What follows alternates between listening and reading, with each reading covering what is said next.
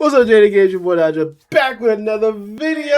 Oh god, I got a mean headache from that coffee. I woke up so early. But we were reacting to the Everything is a Scam in 2026. Like, we'll see what Tommy talking about in this video right here. I think this is posted like, recent. This is like a recent post. But like, hit that like and subscribe button and let's get into this video. Some loose track, but let's go.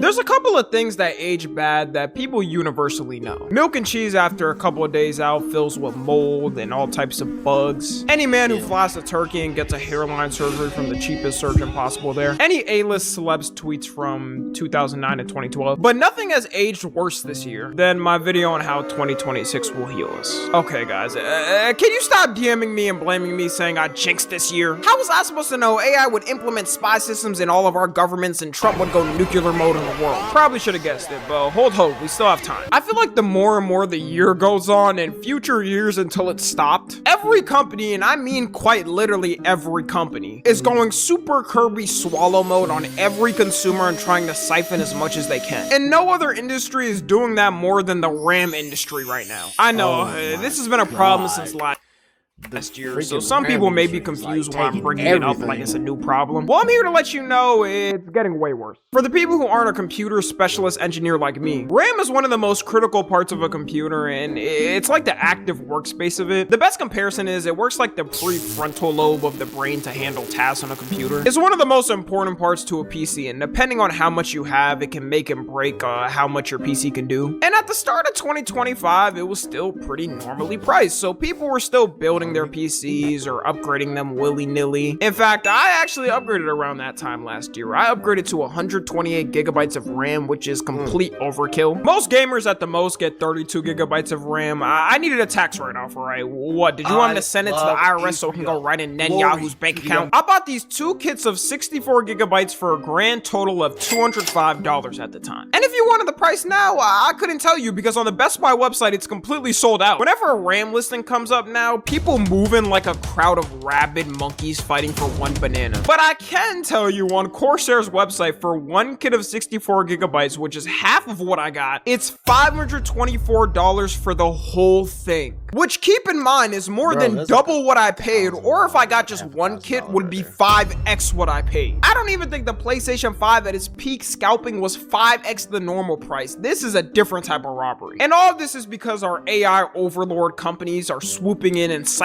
the most dumbest thing that ever was created. We making a AI fucking center. But it's gonna create jobs. No, the fuck is not. Shit's gonna learn by itself. Shit's dummy. The RAM all for themselves. Statistically right now, AI data centers for 2026 have 70% of all RAM production made this year. I didn't know an industry can even take that much away from the public. No wonder all these RAM companies are purely selling to these companies. And it's already a problem itself that people can't build their dream gaming PC after saving up, finally being able to do it. But this time, it isn't just anyone with a PC affected, it's the whole goddamn gaming industry. The Steam Deck, which is supposed to be the budget option of someone who doesn't want a PC but wants to play PC games, has been cooked because of RAM and sold out everywhere. Your only choice now is to either get it for double the price or wait for the price of it to magically fall. This is why you got people out there praying to God like Venom in Spider-Man 3 on AI's downfall. Valve was also supposed to release the Steam Machine, which is another alternative for people who don't want to when is that supposed to come out? Buy a full gaming PC. Well, now that's gotten delayed because they can't get RAM for the system. And of course you got the classic PlayStation 6, which we're now approaching 6 years since the original PlayStation 5 launch date. So Sony is supposed to be in the process of preparing and releasing the next console within a year or two. And that's no longer happening because AI is taking all the RAM so they can't buy it. These AI... Because the thing is, Xbox releases their own newest... Xbox coming out. This is Project Halo. And I'm like... But it said it's going to be like a PC/console hybrid. Which is basically like, at this point, you might as well get a PC because that shit's gonna be like $1,200 or more. Literally. For a PC, this is a hybrid though, PC/console. You about to spend a band on a console. I mean, my friend Ramil's right. Yeah, shit's gonna get high, but at the end of the day, I'm not gonna do that. I have a PC already. I have a PlayStation 5. PlayStation 6, I already know it's gonna run about at least about 800 or 9. I already know. Making payments, bro. Not doing it. Not paying no, not paying the whole thing out. Making them payments. Do what you gotta do, cause I ain't doing that. Companies are moving like Sid from Toy Story. They putting down these other multi-billion-dollar companies like they're peasants. As much as we can blame these AI companies for doing this, the main culprits are the RAM producers themselves. They're choosing to sell these massive bulks of RAM to these companies because it's easy money instantly. As long as these AI companies keep building data centers, they're gonna keep doing it, so there's not much we can do. I'd love to say Gen Z will stand up to the tyranny and stop these corrupt organizations for selling out things rightfully belonging to the public, but we can't even agree which colors belong to which textbook subject in school, so that's not happening. By the way, math is blue, history is yellow, English is red, science is green, and art is purple. If you want to argue with me, no problem, you'll be instantly banned from all my socials. Of course, we also got housing price. Ain't no way y'all niggas arguing about that, bro. There's no freaking way. Y'all arguing about a freaking color of a textbook.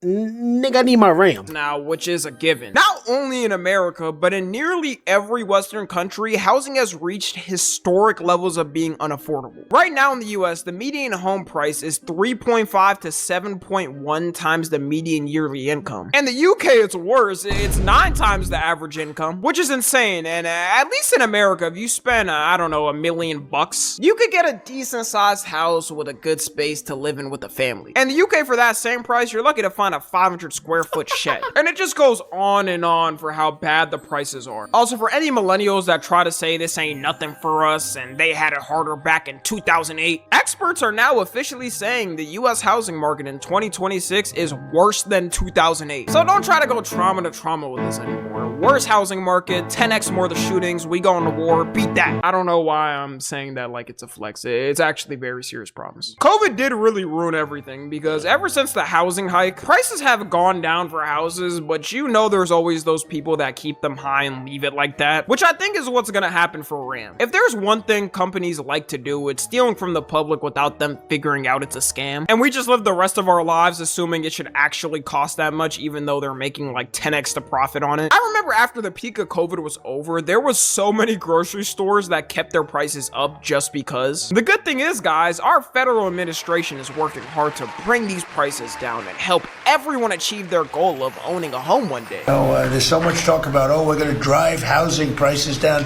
I don't want to drive housing prices down. I want to drive housing prices up. For people that own their homes, and they can be assured that's going to happen. Real. That is a real clip. It just got freaking edits. That is an actual real clip. Just go watch the original video.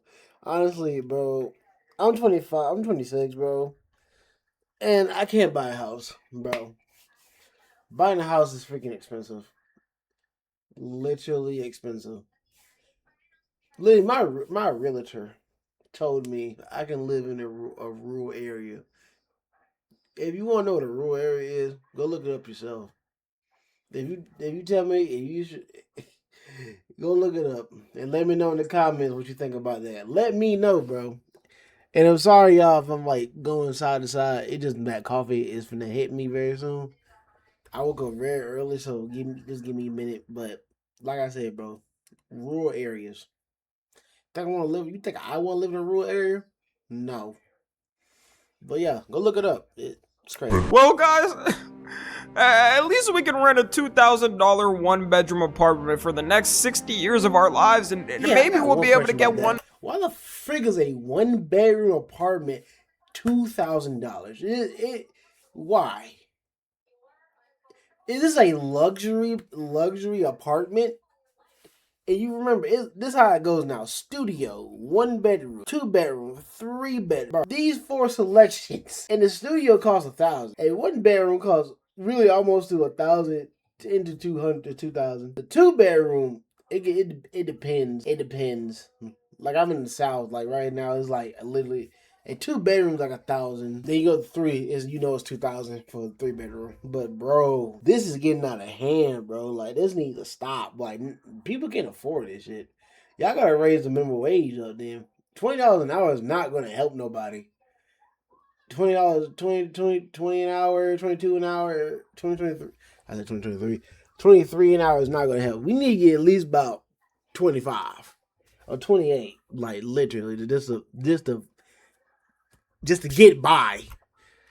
By the time we're 70. It's a good thing our country funds another country that gets free healthcare and schooling for everyone. This is all okay. You already know things like how unaffordable it is, but seeing clips like that is the cherry on top. And even if you did find a home in your budget in 2026 that you think you could afford, the interest rate is still not that good at 6%. If you got a home in January 2021, the interest rate would have been 2.6%, basically in half. This specific interest rate was an anomaly due to COVID, so they had to do that. But if you look back before then, in 2016 to 2020, it bounced between 3 to 4%. So before COVID, it was still 2 percentage points lower than it is now. The good news is though, guys, that for the next couple of decades of our lifetime, multiple finance companies have predicted that the rate is gonna stay around the same or get worse in the future. Imagine you just locked in when you were a kid and bought a house back then, loser. Instead of, I don't know, being a stupid kid or teen. Maybe you should have been smart for once in your life and invested. I'm saying that as a joke. Oh yeah, this is my little yap right here. I hate the fact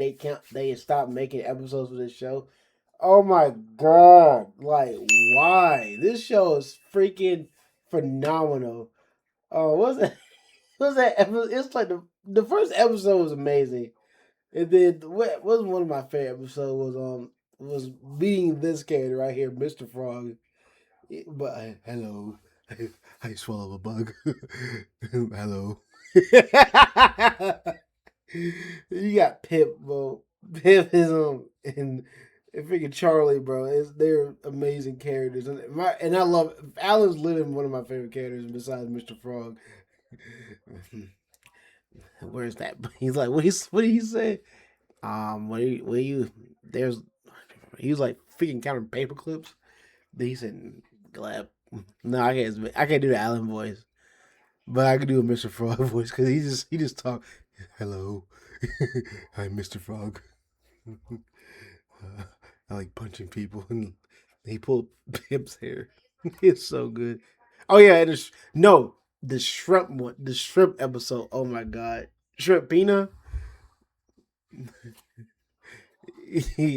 I remember he got cooked, bro. Literally. But that's dead ass how older generations think. Okay, I'll try to soften it with some actual good news. There is some cities and some places where housing prices are slowly dropping for people. The main place being Texas, which is why everyone and their mother is moving here. Texas is absurdly massive, so they basically have unlimited land to play with, although you do also risk unlimited gunshots being shot at you at any moment. Another scam getting worse is Ticketmaster and most ticket selling websites now, to be honest, which have been scummy companies for a while now. In fact, both the last and current government administration are suing them. I mean, you know it's bad when even a like Trump is suing you for being a scammer. He usually wants to join in on the fun. They got caught themselves trying to help scammers jack up prices, because once again with these companies, just like what I said for RAM companies, if they have a guaranteed way to make their money and can sell in bulk, they'll do it. It's also gotten even worse with dynamic pricing. If Satan came to this earth now, I believe dynamic pricing would be his first creation. All these ticket companies try to justify it by saying it helps combat scalping.